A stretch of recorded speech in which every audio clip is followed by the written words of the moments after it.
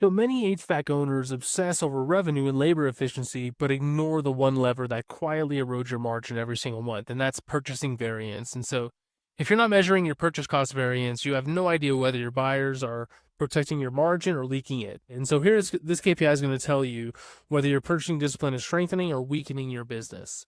And so essentially what it is how much was it supposed to cost? How much did it actually cost? And then slicing it and dicing it by carrier or by supplier and by part. And then creating this heat map that will have a changing cell to where anything above this number will turn red. And so let's get started. We have a data set here, right here. Pretty basic data set, just POs. And then you're going to have things like, when did you order it? What location did you order it for? Who bought it? Who's the supplier? But the main things you're going to need are going to be who's the supplier? What part was it? How many did you order? What was the standard cost and what was the actual cost? And then from here, you can do a lot of stuff, including what I'm about to show you. The 3 columns you're going to have to calculate are these 3. And to be fair, you can only calculate these 2, but I mean, to be fair, you don't have to calculate these at all because you can do everything inside of a single formula, but it would be a monster formula that nobody would understand. So sometimes it's better to break some of this stuff out here, and then whenever you create your KPIs, it just makes the formulas a little bit easier to understand. And so we need standard cost, we need actual cost, and we need variance. Pretty straightforward. So standard cost, I'll read you these formulas. Standard cost is just standard unit cost times quantity. So this number here matches this number here. Actual cost is just actual unit cost times quantity. And then this purchase cost variance is just the difference between the two, equals this minus this, right? So that's how you do those 3 columns. So really straightforward. But now you can create the formulas that make it a little bit easier because you could redo these formulas inside of here, but you would have a very large formula that it would be hard to audit. Okay, so the first thing we need to do as to start this KPI is we need to get a list of the parts, a unique list, and then a unique list of the suppliers, and then we're going to do overall and the heat map and all that good stuff. So the first thing here in the column is just say the part. And so what we want is we want a unique list of the part category here.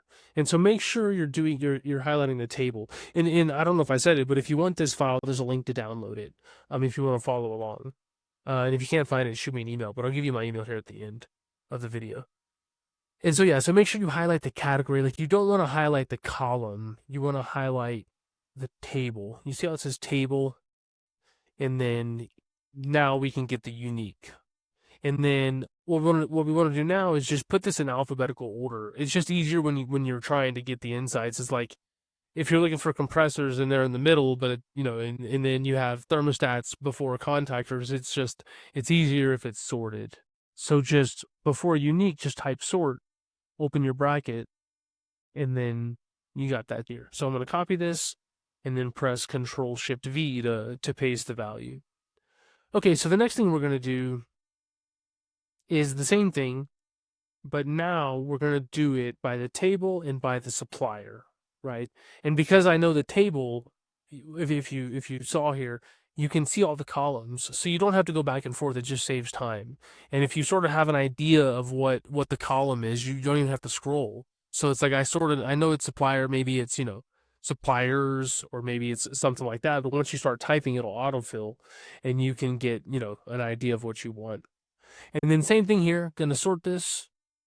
And then finally, I want to put this across the row. Like, I don't want to have to drag all these over. It's just, a waste of time. And so you can do the transpose function. So I know I go fast in these videos, so feel free to pause. But it's transpose, sort, unique. So unique gets a unique list, sort puts them A to Z, transpose puts them from a column into the row. Just like that. So copy, Control-Shift-V to paste. Okay, so the hardest part sometimes with all these KPIs is just setting up the problem. Like it's already been almost 5 minutes, and we're just now ready to do the actual KPI. And so what we need to do is we need to get the sum of the variance based off of part category and supplier, and then divide that by the standard cost parts, the parts and the supplier.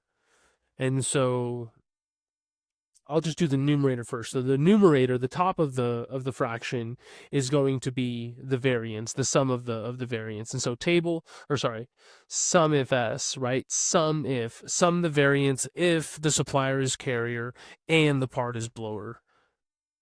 And so SUMIFS table, and then we know, what do we call this? I thought it was called variance. Oh yeah, purchase cost variance, comma, and then table, and now you can choose. So with SUMIFS, the first argument is the numerical column. With SUMIF, it's the last column, but always use SUMIFS. And so SUMIFS has multiple criteria, and we have multiple criteria here. We have supplier and part. And so SUMIFS, purchase cost variance, and the next one you can choose. The rest of the sequencing doesn't matter. You can do it however you want. So we'll just do supplier. And that's in cell C2, comma, and then table, and then parts, comma, B3. So this is the numerator, right? This is the total variance for carrier and blowers for the whole data set. If you have 1 year of data, 2 years of data, whatever you have, you could also break it up by month or by year. Like, there's a lot of ways to slice and dice this stuff. Okay, so now the denominator is pretty much the same formula. It's just we're changing this, right, to the standard cost. And so what I'm going to do is I'm going to highlight this just to save some time. Copy this, divide, and then paste. And then all we have to do is just change this section here. And so with this, it was something cost, right? So standard unit, standard cost.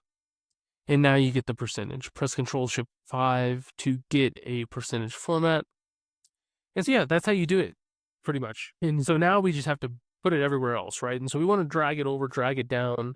But the way the formula is written, we can't. And the reason is because what you'll notice is carrier supply, which is what we want, as we drag it down, it moves down with it. And so we don't want that. That's called relative references, and we want absolute referencing.